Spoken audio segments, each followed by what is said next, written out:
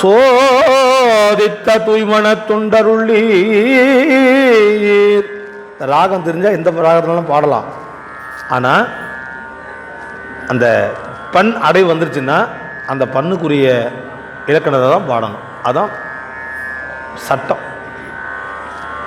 நீங்கள் உங்களுக்கு பாட விருப்பம் வரும்போது புரந்தரன் மால் அயன் ஓலமிட்டு பூசலிட்டோலமிட்டு ஆனந்த பைரவி அதுலேயும் பாடலாம். மண்ணுகத்தில்லை வளர்கனம் பக்தர்கள் ஆனந்த பைரவி ராகம். மண்ணுகத்தில்லை வளர்கனம் பக்தர்கள் தாளம் மாறும், ஆதி தாளம். ஆனந்த பைரவி ராகம் அதுலேயும் பாடலாம். ஆனால் அவங்க குறிப்பு கொடுத்துட்டாங்க பாருங்க, பஞ்சமம் அப்படின்னு சொல்லிட்டாங்க. அதில் மாற்றவே கூடாது. பயிற்சி எடுத்துக்கோங்க. பயிற்சி எடுத்ததெல்லாம் நம்ம பாட போகிறோமா? இங்கே மட்டும்தான். இந்த படி 4 படி கீழே இறங்கிட்டோம்னா பல்லாண்டா என்ன பல்லாண்டு அப்படி தான் கேட்கும். அது இயல்பு தான், அது தவறு ஒன்றும் இல்லை. ஆனால் அப்படி இருக்கக்கூடாது. பல்லாண்டு எங்கே போனாலும் பல்லாண்டு பாடும் பொழுது இங்கே வகுப்பில் கேட்ட ஞாபகம் பாடுற இடத்துக்கு வரணும். ஆலயங்களில் போகும் பொழுது நம்ம பல்லாண்டு பாடுறோம். மண்ணுகத்தில்லை வளர்கனம் பக்தர்கள் வஞ்சகர் போய் அகல பொன்னின் செய் மண்டபத்துள்ளே புகுந்து புவனி எல்லாம் விளங்க. இப்படி பாண்டிங்கன்னா சாமி ஆனந்தமாக கேட்டுக்கிட்டு ஆனந்தமாக இருப்பார். ஒருவேளை மண்ணுகத்தில்லை வல்லர்கனம் பக்தர்கள் அப்படி பாடினோம்னா கூட இருக்கிறவங்க ஆஹா என்ன அருமையாக பாடுறாரு பாருங்க அப்படி கைத்தட்டி ஆரவாரம் பண்ணுவோம். எதுக்காக? நம்பால் கொண்ட அன்பின் காரணத்தினால சொல்லுவாங்க நம் போன்றவங்க. அதே அந்த இடத்துல ஒரு நல்ல தலை சிறந்த ஒரு ஓதுவாமூர்த்தி கேட்குறான்னு வச்சுக்குவோமே, நம்ம பாடுறது சரியா தப்பான்னு அவருக்கு தெரியும். நம்மளை விட அறிவாளிங்க நிறைய இருக்கிறாங்க அப்படின்னு நினச்சி தான் நம்ம எந்த உடைய செயலையும் செய்யணும். நாம் அடிமுட்டால் அப்படி நினச்சிக்கிட்டு தான் நம்ம செய்யக்கூடிய செயலை சிறப்பாக செய்யணும். தவறு வந்துருச்சுன்னா நம்மளால் தான் நடந்தது, நம்ம தான் தவறு பண்ணணும். அப்படிங்களா? எனக்கு தெரிஞ்ச வரைக்கும் பண்ணிட்டேங்க, தவறுன்னா எப்படி சரியாக சொல்லணும் செய்யுங்க, சொல்லுங்கள், நான் திருத்திக்கிறேன் என்று சொல்லி கேட்டு திருத்தி கொள்ளணும். என்னை விட நீ பாடிட்டியா, என்னை விட நீ பெரியாள, நீ நான் யார் தெரியுமா? சிதம்பரத்திலேயே போய் தீட்சிதர்கள் எனக்கு திருநீர் பூசிட்டாங்க நான் நல்லா பாடினேன்னு சொல்லி, என்னை விட நீ நல்லா பாடிட்டியா அப்படின்னு நினச்சோன்னா போச்சு. நம்முடைய செயல் எங்கே தெரியும் அப்படின்னா, நம்ம செய்யக்கூடிய செயல் எங்கே முற்று பெறலையோ வெற்றி பெறலையோ அங்கே நம்ம செஞ்சது தப்புன்னு நம்ம ஒத்துக்கணும்.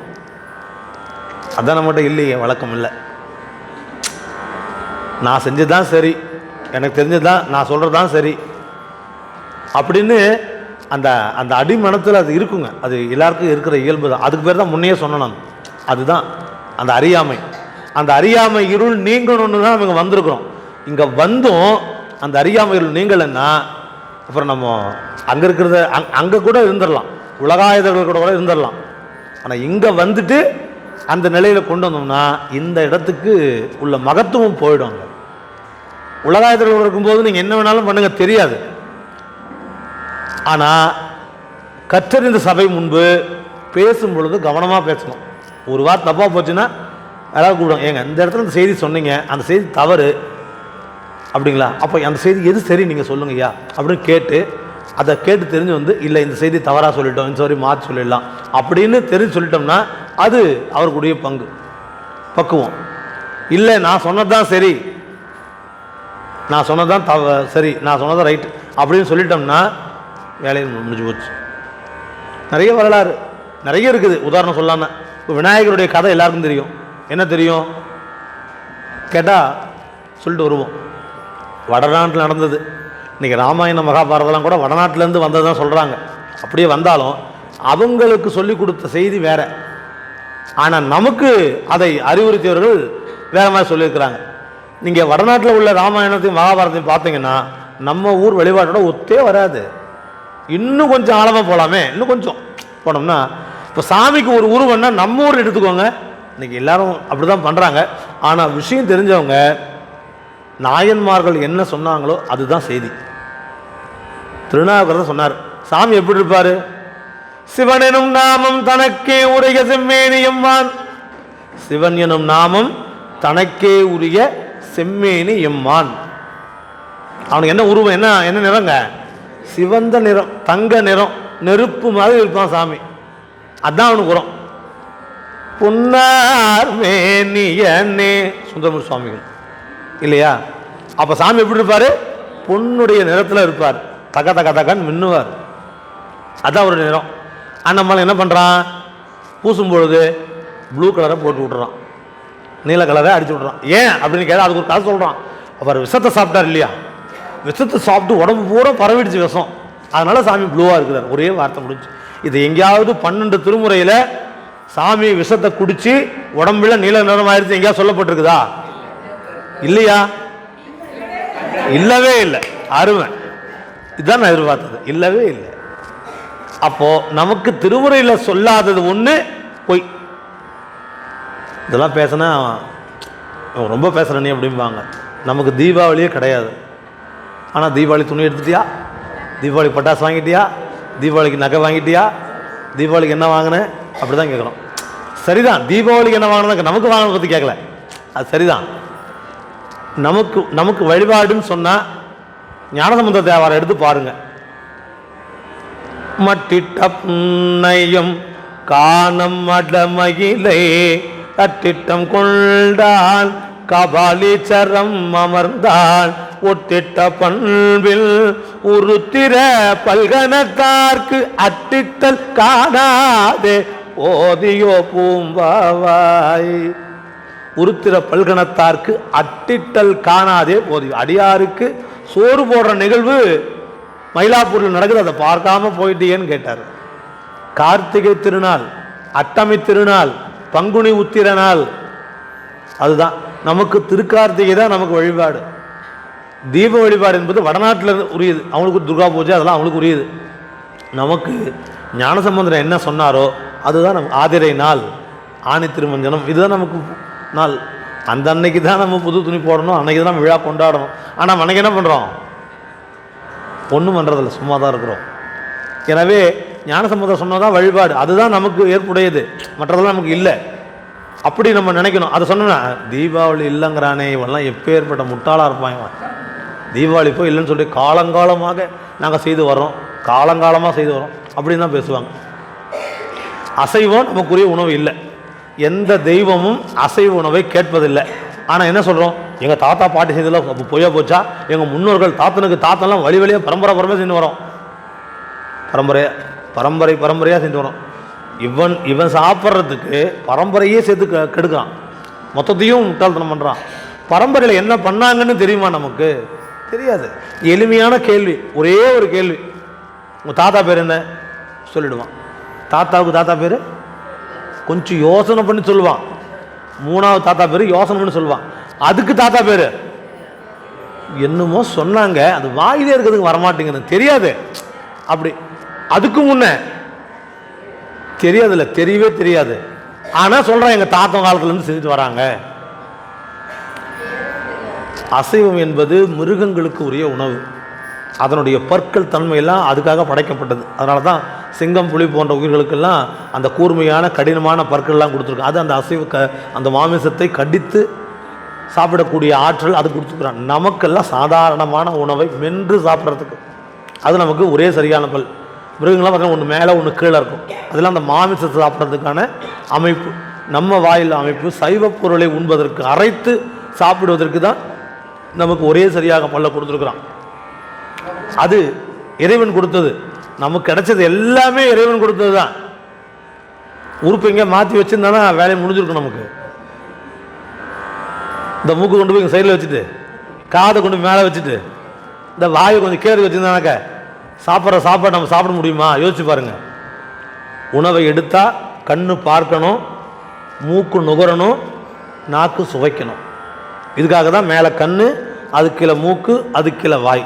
இந்த 3 பொருளையும் இடம் மாற்றி வச்சிருந்தா கொஞ்சம் யோசனை பண்ணி பாருங்க. சாப்பாடு எடுத்து இங்கே சாப்பிட்ற மாதிரி வச்சுருந்தாங்க, அது நல்ல உணவா கெட்டு போச்சா ஆகுமா ஆகாதான்னு பார்க்கவும் முடியாது, நகரவும் முடியாது. அதுக்கு என்ன பேருங்க? அனைத்தும் உண்ணி என்று பெயர். எல்லாம் போகும்.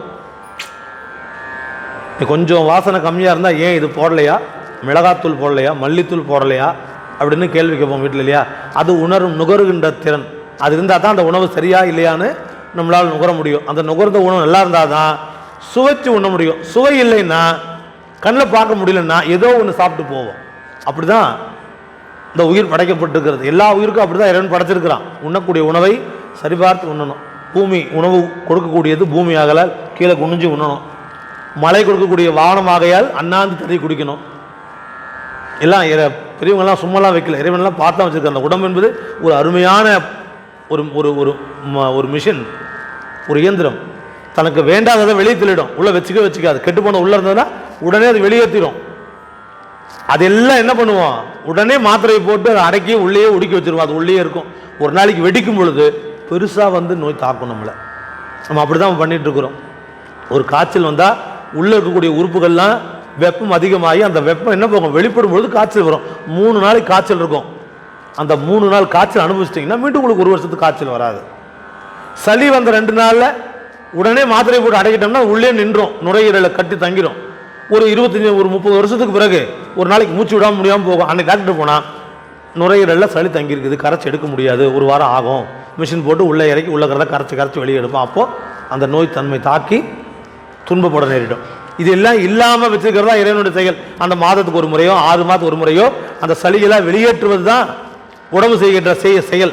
நம்ம அதை என்ன பண்ணுறோம், உடனே உள்ள தடுத்து நிறுத்தி அதை உள்ள அடக்கி வச்சிடறோம். அது ஒரு நாளைக்கு வெளிப்படும் பொழுது பெரிய நோயாக அது நமக்கு மாறி வரும். எனவே நம்ம செய்யக்கூடிய செயல் தான் நம்முடைய உடம்பை பாதுகாக்கிறது. உடம்பு தேவையில்லாத ஒரு பொருளை உள்ளே வைத்து கொள்ளாது, வெளியே தள்ளிடும். எல்லாருக்கும் தெரிஞ்ச செய்தி தான் அதெல்லாம். ஒரு முள்ளு குத்துச்சுன்னா அதை உடனே கிளிர் வெளியே எடுத்துடும். ஒரு வேளை எடுக்க முடியலன்னா நீ ஒன்றுமே பண்ண வேண்டாம். 2 நாள் விட்டிங்கன்னா 2 நாள் வீக்கம் வரும். 2 நாள் கழித்து அதை அப்படியே விட்டிங்கன்னா சீல் பிடிக்கும். சீல் பிடிச்சா அது ஆட்டோமேட்டிக்காக வெளியில் வந்துடும். அந்த இடத்துல உள்ள கெட்ட நோய் கிருமிகள்லாம் என்ன பண்ணும், இறந்து அது மூலம் வெளியே வந்துடும், சுத்தமாயிரும், நல்லாயிருக்கும். அதை கிளறி நோண்டி டாக்டர்கிட்ட போய் அவரை ஸ்கேன் பண்ணு, பிளட் டெஸ்ட் பண்ணு, இதை எக்ஸ்ரே எடுத்து வா, அப்புறம் இது 3 நாள் கழிச்சு ஆப்ரேஷன் பண்ணணும். எதுக்கு, ஒரு முள் உள்ளே போனதுக்கு ஆப்ரேஷன் 25,000 ரூபா செலவாகும், 50,000 செலவாகும். பண்ணிட்டு வந்துடுவோம். எளிமையாக முள்ளை எடுத்துகிட்டு சுத்தம் பண்ணிட்டா வேலை முடிஞ்சது. அப்படியே விட்டுட்டா அது வெளியே வந்துடும், ஆட்டோமேட்டிக்காக வெளியில் வந்துடும். அதுவும் நம்ம பண்ணுறதில்லை. அது உடனே அதை தடை பண்ணிடுறோம். அந்த உடம்பு அது உள்ளே வைத்துக் கொள்வதில்லை. அதுபோல் நமக்கு இறைவனோடு இருக்கின்ற காலத்து உள்ளே கூடிய அறியாமை உள்ளேயே ஒடுங்கி நிற்கும். அவன் வெளிப்பட்ட காலத்தில் அது என்ன பண்ணும், ஒடுங்கி நிற்கும். இறைவன் உள்ளே ஒடுங்கி இருந்தால் அறியாமை வெளிப்படும். அறியாமை என்று வெளிப்பாடு தான் யான் எனது என்கின்ற செருக்கு. அது அடங்கி நின்றால் இறைவனுடைய திருவருளை பெறலாம்.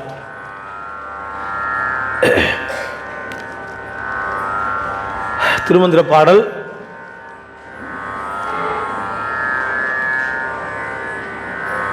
சத்புத்திர மார்க்கம், நன்மக்கள் நெறி. நன்மக்கள் நெறி, நல்ல பிள்ளைகள் எவ்வாறு பெற்றோர்கள் சொல் கேட்டு பணி வழி நிற்பார்களோ அவ்வாறே சிவப்பணி வழி நிற்பவர்கள் சத்புத்திரராவர். சத்புத்திர மார்க்கம் சிவபூசையாகிய கிரியையாம்.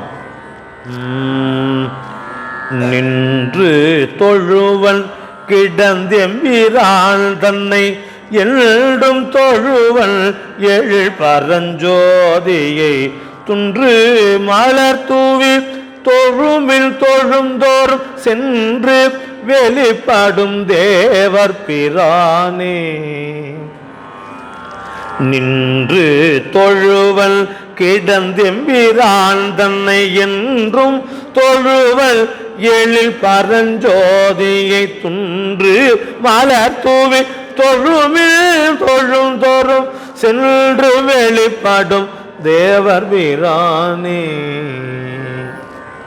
கோவிலுக்கு போய் மண்ணுகத்தில்லை வளரணம் பக்தர்கள் பஞ்சமம் பண்ணல பாடினா என்ன பண்ணுவாருங்க, சாமி என்ன பண்ணுவார், ஆஹா நல்லா பாடுறாங்களே அப்படின்னு என்ன பண்ணுவான், ஆனந்தமாக தலையசைச்சு ரசித்து கேட்பான். அப்போ என்ன சொல்ல, நின்று தொழுவன் போய் தொழும் வழிபாடு செய்யணும். கிடந்தெம்பிரான் தன்னை இருந்து வழிபாடு செய்யணும். என்றும் தொழுவன் எழில் பரஞ்சோதி. வாரத்துக்கு ஒரு நாள் திங்கள் மட்டும் கோயிலுக்கு போகிறது, 5 நாளைக்கு ஒரு அஷ்டமி மட்டும் கோயிலுக்கு போகிறது, பிரதோஷத்துக்கு மட்டும் கோயிலுக்கு போகிறது அப்படின்னு இல்லாமல் என்றும் தொழுவன் எழில் பரஞ்சோதி துன்று மலர் தூவி தொழுமில். துன்று மலர் தூவி தொழுமின். நீங்கள் வழிபாடு செய்யுங்க, மலர் தூவி வழிபாடு செய்யுங்கள். தொழுந்தோறும் தொழுந்தோறும் சென்று வெளிப்படும் தேவர் பிரானே. வழிபாடு செய்ய இறைவன் வெளிப்படுவான். சொல்லுங்க. நின்று தொழுவன் கிடந்தெம்பிரான் தன்னை என்றோ தொழுவன் எழில் பரஞ்சோதி துன்று மலர் தூவி வளே.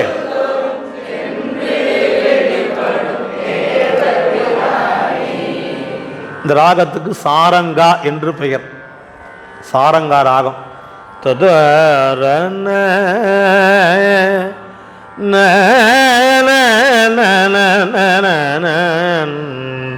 நின்று தொழுவன் கிடந்தெம்பிரான் தன்னை என்றும் தொழுவன் எழில் பரஞ்சோதியை துன்று மலர் தூவி தொழுமில் தொழுந்தோறும் சென்று வெளிப்படும் தேவர் பிரானே. நீங்கள் சாரங்கா ராகம்னு சொல்லிட்டு போயிட்டீங்க, சாயந்தரம் வீட்டு போய் பாடினா அது ராகம் வரல, நான் என்ன பண்ணிட்டோம், எப்படி நான் பயிற்சி எடுக்கட்டும் அப்படின்னு கேட்குறீங்களா? ரெக்கார்ட் பதிவு இருக்குது, பதிவு போட்டு வச்சுக்கோங்க.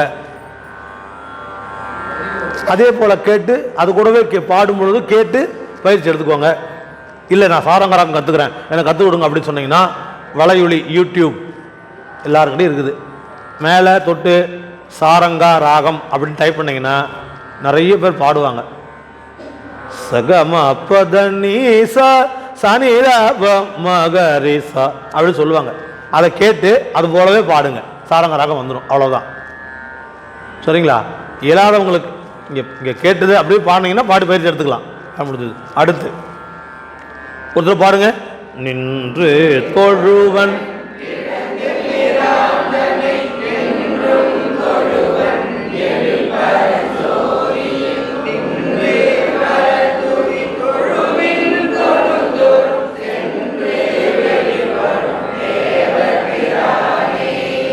மலர் தூவி தொழுமின் சென்று தொழுமின்கள் தில்லையுள் சிற்றம்பலத்து நட்டம் என்று வந்தாய். சாமி கேட்டாராம். திருநாவுக்கரசர் போனாராம் தில்லைக்கு, போய் சாமி வழிபாடு பண்ணிட்டு போனாராம். போயிட்டு சாமி பார்த்து வழிபாடு பண்ணும்போது சாமி கேட்டாராம், எப்போ என்னைக்கு வந்த, எப்போ வந்த அப்படின்னு கேட்டாராம் சாமி திருநாவுக்கரசரை. அவர் கேட்டது அவருக்கு தெரியும். நானும் தான் போனேன் தில்லைக்கு, 15 வருஷமாக போகிறேன், என்ன ஒரு நாள் கேட்கலையே சாமி அப்படின்னு நீங்கள் நினச்சா சாமி அவ்வாறு கேட்டார்னு நீங்கள் நினச்சிக்கணும். தில்லைக்கு போனீங்கன்னா சாமி பார்க்கும் பொழுது சாமி கூட பேசுகிறதா நீங்கள் நினச்சிக்கணும். சாமிக்கிட்ட நீங்கள் பேசுகிறதா நினச்சிக்கணும். அப்போ சாமி என்ன கேட்பார், இப்போ என்னைக்கு வந்த சாமி, இவ்வளோ நாள் காத்திருந்தேன், ரொம்ப நாளாக வரணும்னு இருந்தேன், நாளைக்கு போகலாம் நாளைக்கு போகிற மாதிரி ஆகிட்டேன், இப்போ தான் நேரம் வந்தது, சிவமடத்துக்கு போனதுக்கப்புறம் தான் மயிலையா அடித்து வாங்க போகலாம் அப்படின்னு கூட்டிகிட்டு வந்தார், அதனால் வந்தேன், இல்லைனா என்னை கூட வந்திருக்க மாட்டேன் அப்படின்னு நான் விட நினச்சிக்கணும். இன்றைக்கி தான் வர்றதுக்கு எனக்கு வாய்ப்பு கிடச்சிருக்குது, இன்றைக்கி தான் என்னுடைய வினை நீங்கி இருக்குது, அதனால் வந்தேன், பார்த்த சாமி நல்லா இருக்கியாப்பா, நான் நல்லா இருக்கேன் சாமி, உன்னுடைய கருணையினால் நல்லா இருக்கிறேன், ஒரு குறையும் இல்லை அப்படின்னு சொன்னோம்னா சாமி கட்டாயம் கேட்டிருப்பார். வெளியில் பொங்கல் கொடுத்தாங்களா, புளியோதரை கொடுத்தாங்களா, அது கொடுத்தாங்களா, இது கொடுத்தாங்களான்னு கேட்டு வந்தோம்னா அப்புறம் சாமி இப்படி கேட்பார் நம்மளை, என்று வந்தா என்ன திருநாவுக்கரசர் கேட்டார். அதுபோல துன்று மலர் தூவி தொழுமின், மலர் போட்டு வழிபாடு பண்ணணும். புண்ணியம் செய்தார்க்கு பூ உண்டு நீருண்டு, அன்னல்லது கண்டரு உருளியா நிற்கும் அப்படி நிற்பானா சாமி. நீங்கள் பூவை போட்டு வழிபாடு பண்ணீங்கன்னா உங்களுக்கு அருள் செய்திருப்பான் நிச்சயமாக. நமக்கு தெரியாது, போனங்க பூ கொண்டு போய் கொடுத்தேன், சாமி கொண்டு போய் வச்சாங்க, வந்துட்டேன், அவ்வளவுதான். நம்ம செஞ்சவர் செஞ்சாச்சு. ஆனால் அவன் அருள் செய்துட்டான். அந்த அருள் எப்போ வரும், நமக்கு எப்போ வரும்? என்னைக்கு நமக்கு அருள் செய்த உணர்வு தோணுதோ, என்னைக்கு நாம் செய்த செயல் வெற்றியாகுதோ அன்னைக்கு அவன் அருள் செய்திருப்பான். ஒரு மாதம் கழித்து போனேன், ஒரு மாதம் கழித்து என் பிள்ளைக்கு ரொம்ப நாள் நான் வரன் தேடிட்டு இருந்தேன், கிடைக்கல. ஒரு மாதம் கழித்து கிடச்சிது, தில்லைக்கு போயிட்டு வந்தேன், வந்ததுனால கிடச்சிது. அங்கே போய் மலர் தூவி வழிபாடு செய்தேன், அதனால கிடைச்சது என்று உணர்கின்ற காலத்து அவன் அருள் செய்திருப்பான்.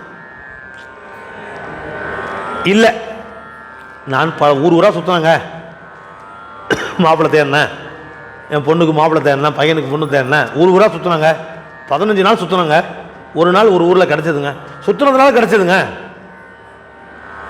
அப்படின்னு சொன்னா அது அறியாமை தானே, அறியாமை தானே. அது சித்தாந்தத்தில் ஒரு வரலாறு சொல்லியிருப்பாங்க. ஒருத்தன் நள்ளிரவில் ஒரு பக்கம் நடந்து போனானா, நடந்து போயிட்டு போகும்போது அவனுடைய பையை ஒன்று தவற விட்டுட்டான். இருட்டு, எங்கேயும் தேடினா கிடைக்கல, போட்டு போன இடத்த சுற்றி சுற்றி பார்த்தா கிடைக்கல. ஏன் கிடைக்கல? இருட்டில் ஒன்றும் தெரியல. தேடி தேடி பார்த்தா வீட்டுக்கு போயிட்டான், இனி கிடைக்காதுன்னு வீட்டுக்கு போயிட்டான். சரி காலையில் போய் பார்க்கலாம் அப்படின்னு யாரும் எந்திரிக்கிறதுக்கு முன்னே எந்திரி என்ன பண்ண 6 மணிக்கு விடுன்னு வந்தான். வந்து பார்த்தா எங்கே போட்டோன்னா அங்கேயே இருந்தது. எடுத்து வீட்டுக்கு போயிட்டான். ஏன் பை தொலைச்சிட்டு வந்தேன்னு சொன்னேன், எங்கே இருந்துச்சு? அங்கே போனோன்னா அங்கேயே இருந்து எடுத்துன்னு வந்துட்டேன். யார் எடுத்து? நான் தான் போயிட்டு வந்தேன், காலையில் விடிகாலில் போனேன், அங்கேயே இருந்தது, எடுத்துகிட்டு வந்துட்டேன். இது இயல்பாக எல்லாரும் சொல்லக்கூடிய செய்தி அதானே? சரியா தப்பா? இது சொல்லுங்க, சரிதானே? இது இறைவன் திருவருளால் அப்புறம் சிந்திக்கலாம். ஆனா அதே மாதிரியான இரவு பொழுது காடு இருள் அப்பவும் இருந்ததுன்னா எடுத்துக்க முடியுமா?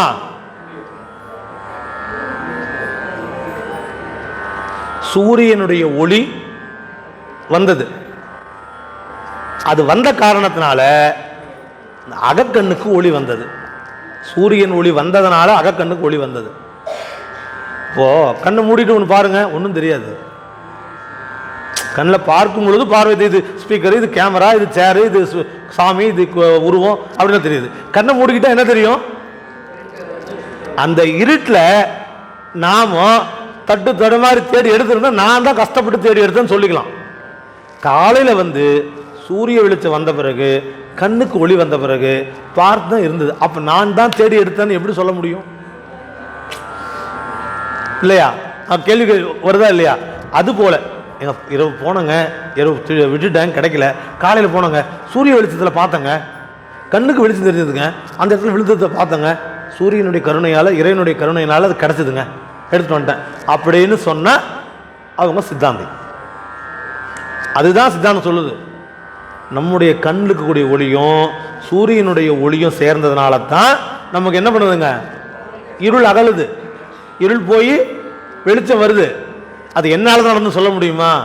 அது போல அல்லாமல் இறைவனை நாள்தோறும் வழிபாடு செய்ய என்றாவது ஒரு நாள் திருவருள் கூட்டுவிக்கின்ற அன்னைக்கு நாம உணரணும். அன்னைக்கு வழிபாடு செய்ததுனால தான் இது நடந்தது.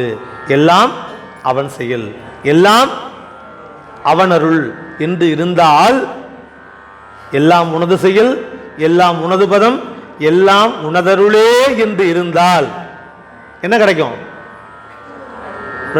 ரெண்டு வடையும் ஒரு டீயும் கிடைக்குமா? இல்லை 4 பிஸ்கெட்டும் ஒரு டீயும் கிடைக்கும். எல்லாம் உனது பதம், எல்லாம் உனது செயல், எல்லாம் உனதருளே என்றிருந்தால் என்ன கிடைக்கும்? பொல்லாதமா துயரம் நீங்கும் மறுவும் உனதடிக்கே, துயரம் நீங்கும் ஆதரவாய் சொக்கநாதா. 100 பாடலுங்க. எப்பயாவது வாய்ப்பு கிடைச்சா 100 பாடலும் ஒரு முறை பாடி பாருங்க. ஒரு நாளைக்கு ஒரு பாடல் பாடுங்க, 100 நாளைக்கு 100 பாடல் பாடுங்க. 100 செய்தி சாமி சொல்லுவார். 100 செய்திங்க. சொக்கநாதர் என்பது அவ்வளவு நுட்பமான ஒரு பாடல், கசமாக இருக்கும். ஒரு முறை கேட்டு பாருங்க. நான் 2 முறை முற்றோதல் பண்ணியிருக்கிறேன். 2 முறை முற்றோதல் பண்ணி 2 துண்டு நனைஞ்சு வச்சு. அப்படி தான் இருக்கும் அந்த பாடல் பாடும் பொழுது. நல்ல ஆனந்தமாக இருக்கும். அவன் கருணை என்ன அப்படி விரித்து சொல்கிறார். ஒரு சொக்கநாதா சொக்கநாதா சொக்கநாதா சொக்கநாதா சொக்கநாதா. இந்த பேரை கேட்ட உடனே சொக்குங்க, அப்படியே ஆனந்தமாக. 2 டீ குடித்தாலும் தூக்கம் நமக்கு மட்டும்தான் வரும். ஃபேன் காற்று, ஆனந்தமான நிலை. அப்படி சொக்கநாதான் சொல்லும். 100 குரல் கூப்பிட்டால் உனை 100 குரல் கூப்பிட்டால் 100 முறை கூப்பிடுறாராம். சொக்கநாதா சொக்கநாதா சொக்கநாதா அப்படின்னு கூப்பிடுறனே, நோயால் வருந்தி உனை 100 குரல் கூப்பிட்டால். அவர் கேட்கிறார் பாருங்க, சாமி கேட்கல, ஆனா இவர் கேட்கிறார். நீ யார் நீ யார் எனாது இருக்கை நீதியோ சொக்கநாதா, நோயால் வருந்தி உனை 100 குரல் கூப்பிட்டால் நீ யார் எனாது இருக்கை நீதியோ. நான் 100 முறை கூப்பிடுறேனே, ஒரு வார்த்தை நீ யாருன்னு கேட்டுக்கலாம்ல, நீ இதுதான் நீதியா அப்படின்னு பாடுறாரு. அருமையான பாடல். ஒரு முறை வாய்ப்பு கிடைச்சா புத்தகம் வச்சிருக்கீங்களா? என்னைக்காவது படிச்சு பார்த்துருக்கீங்களா? சொக்கநாத வெண்பா படிச்சிருக்கீங்களா? அருமை. அடுத்த முறை தலயாத்திரை போகும்பொழுது அங்கே வெளியிலலாம் போனால் கிடைக்கும், இல்லை உங்கள் ஊர்லேயே கிடைச்சா கேட்டு பாருங்கள். சொக்கநாத வெண்பா ஒரு 25 ரூபா இருக்கும் ஒரு நூல், அவ்வளோதான். இந்த சைஸுக்கு தான் இருக்கும். சொக்கநாத வெண்பாவும்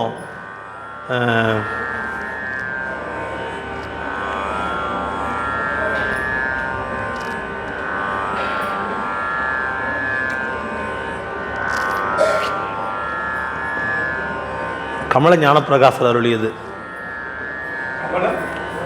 கமலை ஞானப்பிரகாசர் அருளியது. சொக்கநாத வெண்பாவும் இன்னொரு பாடலில் சேர்ந்துருக்குங்க, மறந்து வச்சு டக்குன்னு வரல. அது ஒரு 2 செயல் 100 பாட்டு இருக்கிறது. அது ஒரு முறை வாங்கி ஒரு நாளைக்கு ஒரு பாடல் படிங்க. நேரம் இருக்கிறவங்க ஒரு பாடல் படிங்க. எனக்கு நேரமே இல்லைங்க, ரொம்ப டைட்டாக இருக்குதுங்க வேலை, காலையில் தூங்கி எழுந்த உடனே சாப்பிட்ணும், அப்புறம் 11 மணிக்கு டீ குடிக்கணும், தூங்கணும், மத்தியானம் சாப்பிட்ணும், மறுபடியும் தூங்கணும், சாயந்தரம் டீ குடிக்கணும், நைட்டு சாப்பிட்ணும், தூங்கணும் அப்படின்னு நேரமே இல்லாமல் பிஸியாக இருக்கிறவங்க 2 பாட்டு பாடுங்க ஒரு நாளைக்கு. முயற்சி பண்ணி படித்து பாருங்கள். அவ்வளவு நுட்பமான செயல் புரிந்த பாடல் சொக்கநாத வெண்பா. படித்து பாருங்கள், ரொம்ப நல்லாயிருக்கும். அதில் இது போல் செய்தி நிறைய வருங்க. திருமந்திரத்தில் வர செய்திகள், திருமூல வர செய்திகள் நிறைய கொட்டி கிடக்குதுங்க.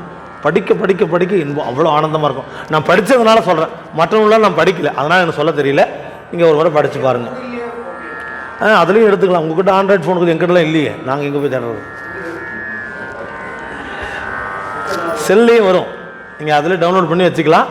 புத்தகமாக இருந்தது. இந்த செல்ஃபோனில் பார்க்குறதுன்றதுங்க, திடீர்னு ஒரு ஃபோன் வரும், பாடிக்கிட்டே இருப்போம், திடீர்னு ஃபோன் வரும், இது போயிடும். நமக்கு தான் மனப்பாடம் இருக்காதுல்ல, அப்போ அதை பாடக்கூடிய தன்மை நின்று போயிடும். ஏதாவது ஒரு சூழல் வரும். ஆனால் புத்தகத்தை வைத்து பாடுறது 100 விழுக்காடு நன்மையாக இருக்கும். அதனால சொன்னேன். நீங்கள் செல்லில் இருந்தால் அதை டவுன்லோட் பண்ணிக்கோங்க. கடையில் கொடுக்கும்போது பிரிண்ட் எடுத்து கொடுப்பாங்க. பிரிண்ட் எடுத்து கொடுத்தாங்கன்னா அதை கூட வச்சுக்கலாம். பாதுகாப்பாக வைக்க முடியாது. ஏடாக இருந்ததுன்னா பாதுகாப்பாக வைக்க முடியாது. ஒரு புத்தகமாக இருந்ததுனாக்கா அலமாரியில் வச்சு டெய்லிக்கு பூஜை பண்ணலாம். அதுக்காக சொன்னேன். போலாம். 2வது பாடல். வாசித்தும் பூசித்தும் மாமலர் கொய்திட்டும் பாசி குளத்தில் வேல் கள்ளா மனம் பார்க்கின் மாசற்ற சோதி மணிமிடற்று அண்ணலை நேசத்து இருந்த நினைவறியாரே. பாடுங்க. வாசித்தும் பூசித்தும்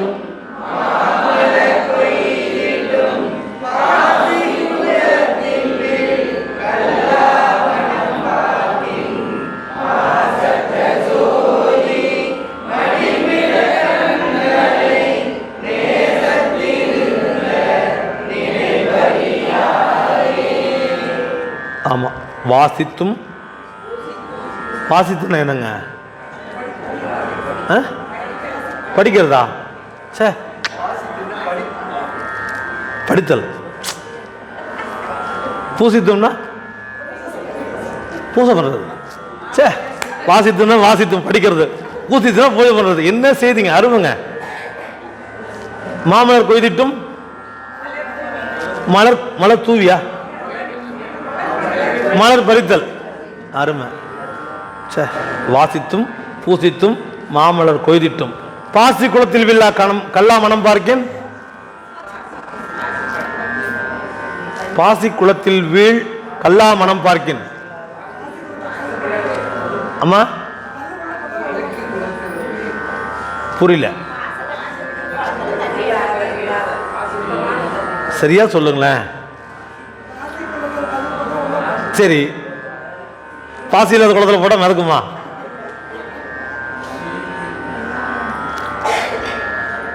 வாசித்தும் பூசித்தும் மாமலர் கொய்திட்டும் அப்படின்னா, வாசித்துன் அப்படின்னு சொன்னால் இங்கே படித்தல்னு வராதுங்க, பாடுதல்னு வரும். பாடணும். எப்படி பாடணும்? நின்று தொழுவன் கிடந்தும்பிரான் தன்னை என்றும் தொழுவன் எழில் பரஞ்சோதியை துன்று மலர் தூவி தொழுமில் தொழும் தோறும் சென்று வெளிப்படும் தேவர் பிரானே. இதுதான் வாசித்தும்.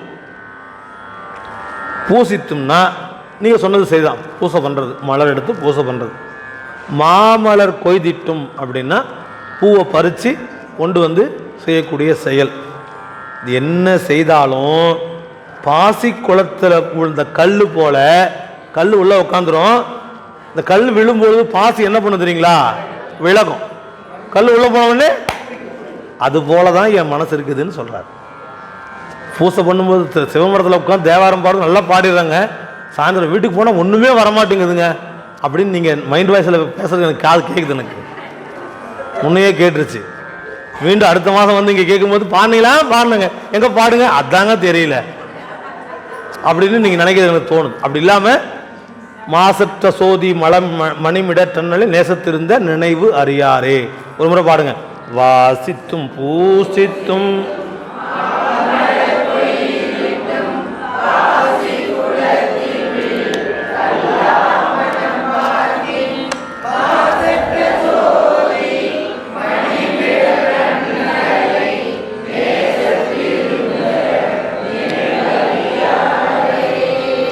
சைவம் சிவனுடன் சம்பந்தமாகுதல், சைவம் தன்னை அறிந்தே சிவம் சாருதல், சைவம் சிவம் தன்னை சாராமல் நீங்குதல், சைவம் சிவானந்தம் சாயுச்சியமே.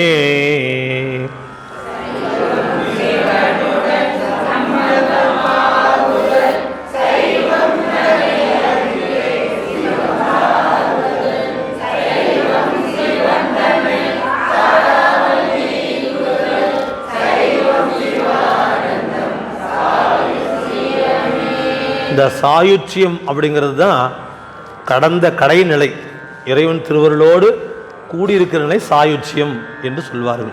அது சிவானந்தத்தை தரக்கூடியது. சிவத்தோடு ஒன்று இருத்தல் சாயுச்சியம். சிவனோடு ஒன்றுதல், சிவனோடு ஐக்கியமாதல், சிவனோடு கலந்திருத்தல். அந்த கலந்திருத்தல் தான் சாயுச்சியம். அதுதான் சிவானந்தம். சிவானந்தம் சிவ கூட்டல் ஆனந்தம், சிவானந்த பெருக்கு. அது எப்போ கிடைக்குன்னா, இந்த பூசை பண்ணும் பொழுது ஒரு துளி கண்ணில் தண்ணி வரும் பாருங்க, அதான் சிவானந்தம். அந்த அந்த அனுபவம் அடைந்தவர்களுக்கு மட்டுமே புரியக்கூடிய, யார்ட்டையும் சொல்ல முடியாது.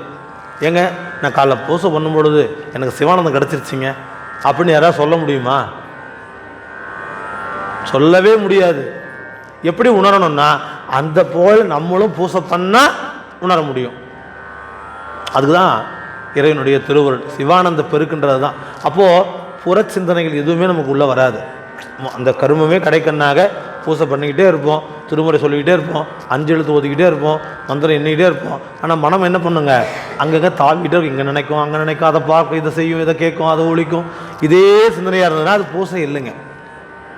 அந்த ஒன்று இருந்து நினைமீன்கள் அதான் பூசை. ஒன்று இருந்து நினைமீன்கள் உந்தமக்கு ஊனமில்லை. அந்த ஊனம் இல்லாதது தான் பூசை. புறத்திலே வரக்கூடிய சத்தங்கள் எதுவுமே நம்ம காதில் கேட்காமல் இருக்கணும். மனம் என்ன பண்ணும், செய்கின்ற செயலை மட்டுமே சிந்தித்திருக்கும். அதுக்கு ஒரே உபாயம் குருநாதன் சொன்ன மந்திரம். இது ஒன்று தான் நமக்கு உணர்த்தும். அந்த மந்திரத்தை உள்ளே சொல்லிட்டு இருந்தீங்கன்னா நீங்கள் எந்த பாடலும் பாட தேவையில்லை.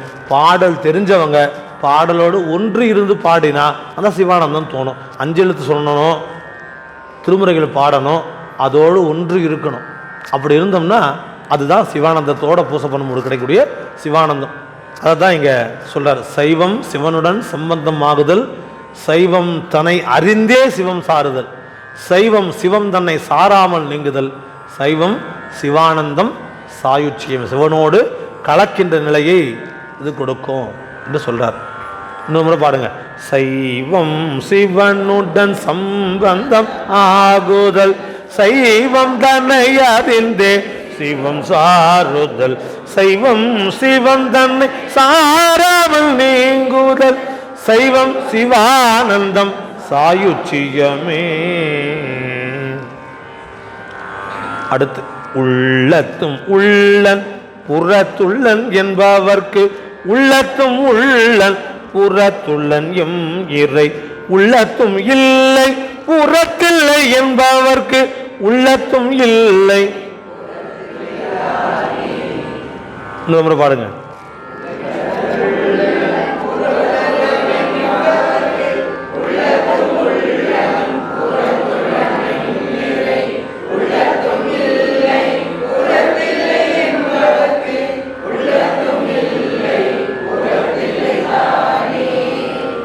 ஆமாம், உள்ளத்தும் உள்ளன் புறத்தும் உள்ளன்.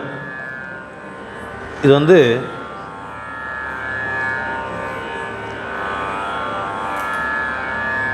உள்ளத்தும் உள்ளன் புறத்தும் உள்ளன். இறைவன் என்ன பண்ணுறாருங்க? ஒன்றாய் உடனாய் வேறாய். இந்த வேறாய் நிற்கின்ற செயல் தான் இங்கே சொல்லு. உள்ளத்தும் உள்ளன் புறத்தும் உள்ளன். உள்ளையும் இருக்கிறான், வெளியும் இருக்கிறான். காண்கின்ற பொருளிலும் உள்ளான். முதலே சொன்னார், சிறைவான் புனதில் சிற்றம்பலத்தும் உள்ளும் என் புறத்திலும் என் சிந்தையிலும் உறைவான், சிற்றம்பலத்தும் உறைவான் என் சிந்தையிலும் உறைவான். அதான் உள்ளத்தும் உள்ளன் புறத்தும் உள்ளன் என்பார்க்கு உள்ளத்தும் உள்ளன் புறத்துள்ளன் ரெண்டு பக்கமும் இருக்கிறார். உள்ளையும் இல்லை வெளியவும் இல்லை என்பவருக்கு உள்ளையும் இல்லை வெளியவும் இல்லை தான். உள்ளத்தும் உள்ளன்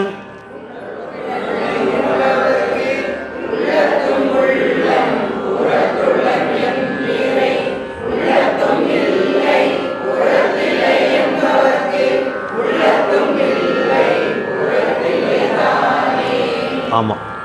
ஒன்றது பேரூர் வழியாரதற்குள்ள என்றது போல இருமுச்சமயமும் நன்றிது தீதிது என்றுரையாளர்கள் குன்று குறை தெழுநாயை ஒத்தார்களே. ஒன்றது பேரூர் வழியாரதற்குள்ள என்றது போல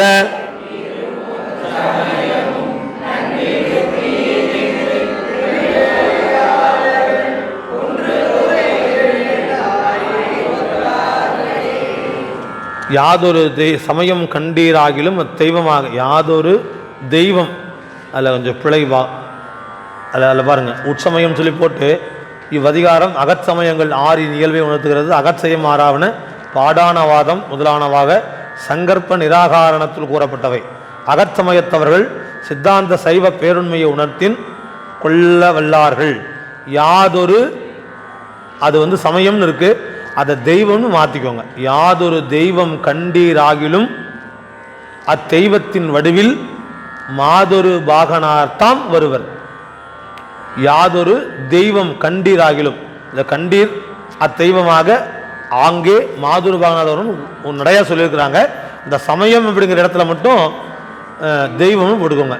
தெய்வம் கண்டீராகிலும் அத்தெய்வத்தின் வழியாக மாதொரு பாகனார்த்தாம் வருவர். சிவஞான சித்தியார்.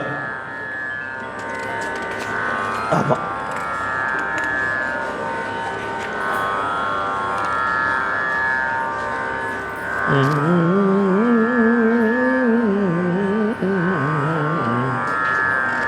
அடுத்து அக்டோபர் மாத தொகுப்புக்கு போயிடலாம்.